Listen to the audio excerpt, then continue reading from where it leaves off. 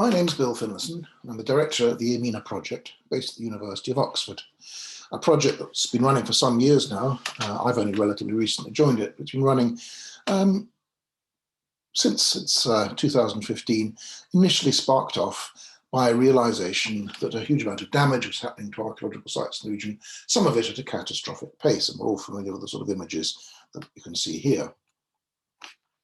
It's funded by a philanthropic trust, the Archaeology Fund, and it's worked as a partnership between the University of Oxford, working with the University of Leicester, who have particular expertise in North Africa, and Durham University, who have particular expertise, particularly in Syria and also in Iraq and Lebanon.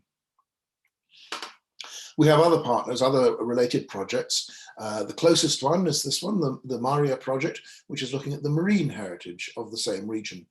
But the Archaeology Fund is now funding database projects across most of Asia and Africa. Why did EAMENA come first out of this list? Well, as I think everybody listening to this will know, the region has significant archaeological remains, very, very important cultural heritage. Also, the pace of development in the region has been increasing hugely in recent years.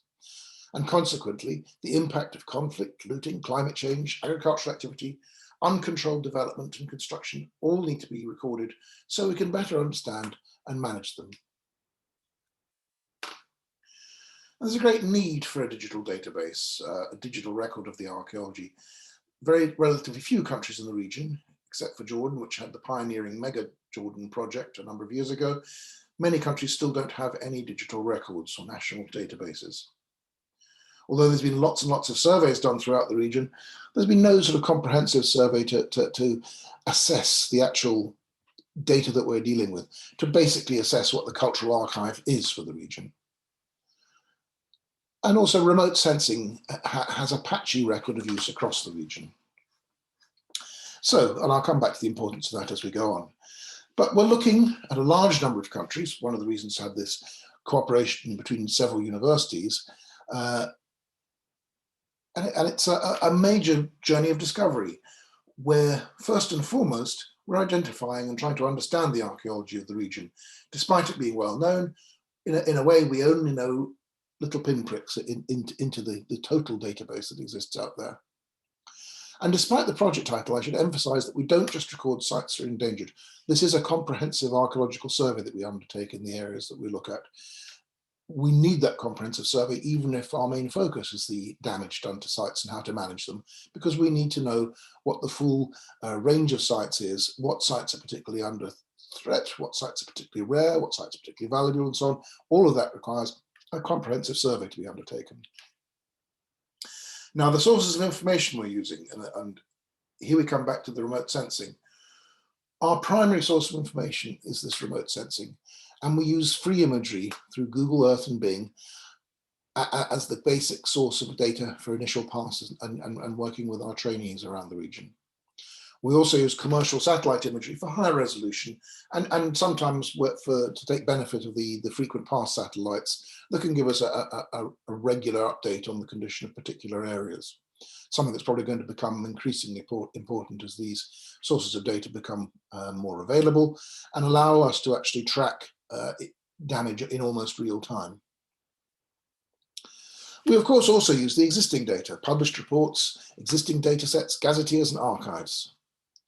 And, very importantly, we try to follow up our work with field surveys and assessment so that we can actually qualify both the nature of the damage that we can see from the remote sensing and also confirm what our interpretations of the sites are from field visits. Now, remote sensing has a long history, and in the Middle East in particular, and North Africa in particular. And you can see that here we have images that go back to the 1920s, actually people specifically looking for archaeological data, but flying has been went on throughout the 20th century. So we have a considerable database of images going back through time, which provide quite a useful record for us because they show the condition of sites and the presence of sites before all the development patterns that started in the second half of the 20th century. Aerial archaeology continues today, People very closely involved with the setting up of the EAMENA project, David Kennedy and Bob Bewley, are still actively pursuing an aerial photographic survey in Jordan, in Saudi Arabia, and in some other countries in the Gulf. And this is an important way of getting close-up views of sites and being able to actually go and monitor particular sites. It is, however, quite expensive, depends on sponsorship, and most of the time they use helicopters rather than flying these days.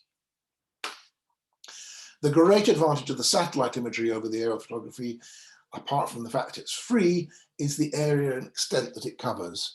All of this area is well covered with satellite imagery. And what we've done for the purposes of our survey is divided up into a grid, not quite square grid, but roughly 25 by 25 kilometer squares, which form the basic unit for our survey. And here you can see some of the survey work in process on a Google Earth image, somebody going through pinning things, and you can just see the coordinates, and these will be tied to site information. And of course, inevitably, this process leads to brand new sites being discovered, or not so much brand new, but sites that have previously not been recorded or recognized. And some of them quite substantial. Here's a large fortified settlement down in Yemen, probably a Bronze Age settlement and part of a very rich Bronze Age landscape that we've been uncovering. So once we've started to record these sites, obviously the key thing we have to do is to properly record them in a way that they can be accessible to whoever needs to look at them. And one of the priorities for the Arcadia Fund is open access. They want to make information as accessible as possible. And we do that through a process of registration with the database to use the database. We have some checks in the process that it's bona fide scholars that want to look at the database. And there are some places where data is kept confidential, where perhaps it's part of a publication process that has not yet come out, and very much in accord with the wishes of the government heritage agencies in each country, which have their own specific requirements about what information is released and what is not released. So we work closely with them on that.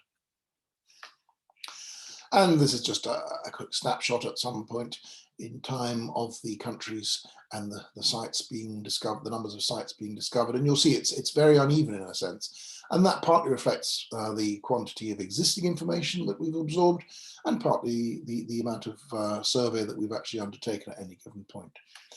Now, after just over 5 years, we've recorded well over 300,000 records in the database. And you can see here the symbol for the database, the Arches database, this open access heritage inventory and management system. And the area we've covered is even more spectacular, I would say, in that we're now fast approaching 1.5 million square kilometers over 18 countries.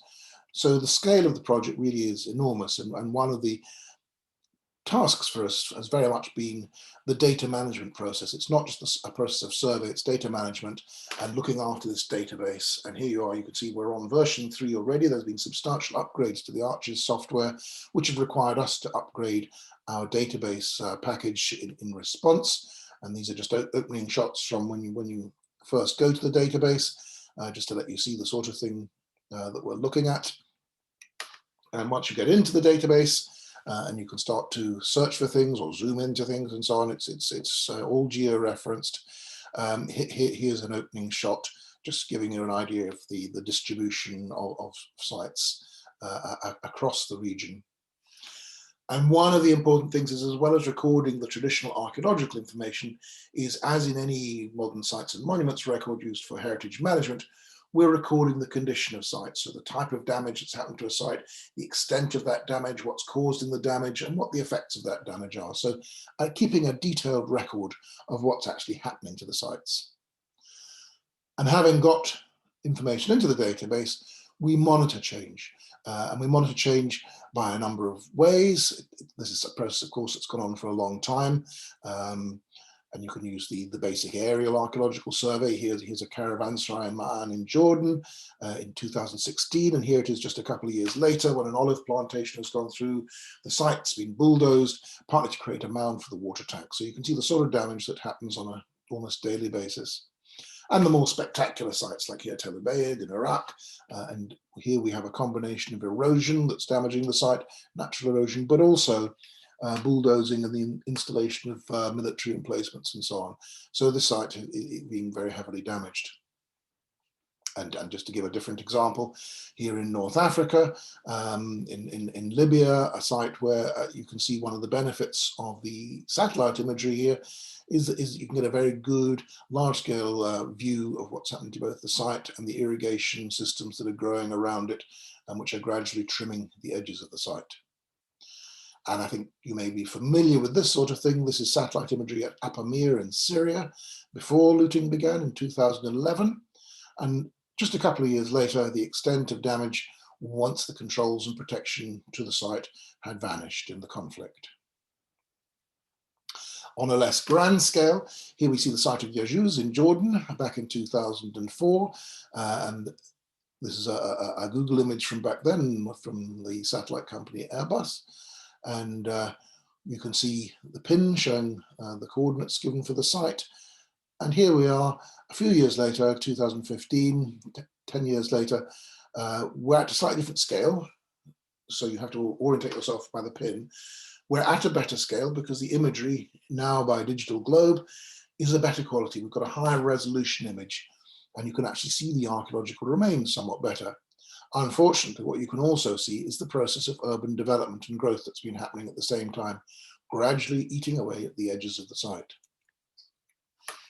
We've also done a certain amount of campaigning work in our program. And here, some of our team campaigned to reform the Kyle Bingham Amendment.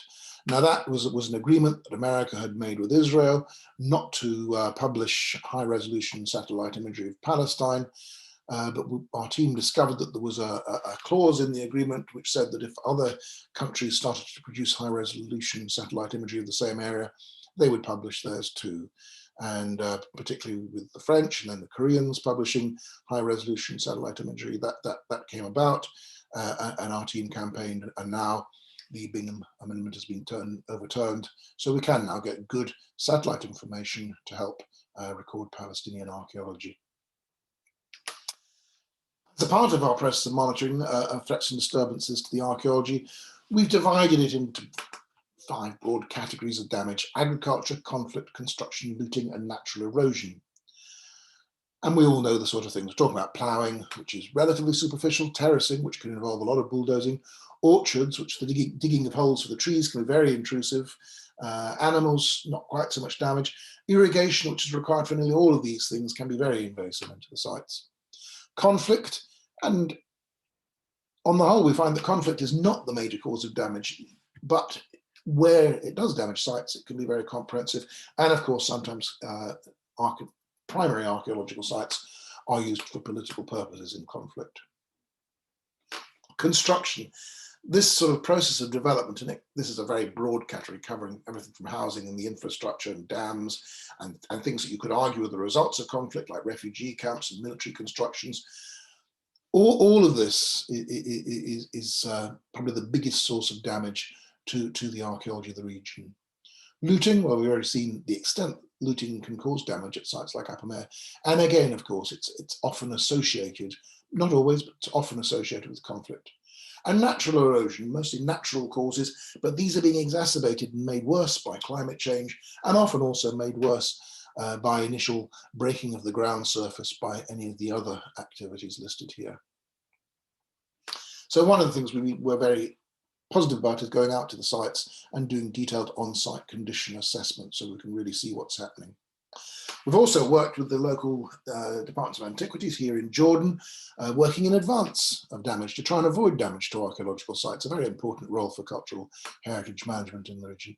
So here, working with the Department of Antiquities of Jordan, we looked at the plans for developing a new ring road around Madaba, and did an in-depth survey of the area likely to be affected, providing a report to help make any modifications to the road and its infrastructure in the development process. Now, most recently, and this is the thing that I think is most exciting and to some extent gets away from the rather distant image given by a remote sensing project that works pan-regionally, we've undertaken training of heritage professionals in our methodology. We've also worked hard to raise awareness of the problems and what can be done about them, including in a series of conferences we've been holding called Protecting the Past, with funding from in particular the Global Heritage Fund. Unfortunately, for the last 2 years, these conferences haven't happened. And creating networks and sharing knowledge and understanding both within the region and more widely abroad through the network of Arcadia funded projects. Now, this outreach work has mostly been funded by the British Council's Cultural Protection Fund since 2016. And it's a major and very important collaboration with the government heritage protection agencies throughout the region. That project is training local archaeologists, so far over 160 now, in 8 countries, learning how to use the methodology and do all the various assessments and things that go with it. Improving remote sensing skills for the site identification purpose, how to use the database technology and data recording system to better understand and document threats to the sites, and learning about site monitoring and condition assessment methodology using both the remote sensing and on-site techniques. And most recently, in some advanced training, we've been learning the use of GIS analysis. And very importantly, the trainees have been adding to the database themselves. So over 14,500 sites have been added to the database by the trainees from these 8 countries. You see the list of countries there. And these are just shots from some of the training classes where we've had a very positive response, and a very enthusiastic cohort of archaeologists has developed. And as part of this outreach program, we've also, working with these departments of antiquities, have done things like produced a guidance note on how to do digital documentation for endangered archaeology in the region. We've also worked with some of the trainees, so particularly here, and one of the more spectacular examples, following the devastating explosion in Beirut last year, we worked with the trainees from the Directorate General of Antiquities, documenting buildings that had been damaged in the blast and adding them to the database. We've also most recently started to create national heritage databases, and this is the one for the Palestinian territories, which has only just been created. It's not gone public yet, and it's still in the process of being handed over to the Palestinians. But it's going to be one of these important tools for government agencies to help monitor their own archaeological resource. Finally, just to say, the research obviously goes on through the region, increasingly in partnership with the heritage agencies, the people we've trained as well. Additional countries are becoming involved. And also, importantly, with these new national databases, we're passing over the ownership of these to the country. We're not the heritage agency. We can provide the information, the skills, the technology, but we are not the owners of these resources. And to make that handover process sustainable, the next stage of the transfer process is going to start being training with technical support staff, not archaeologists, but the database managers and so on, who will keep these databases up and running. And that, I think, is going to be a really important step. Thank you.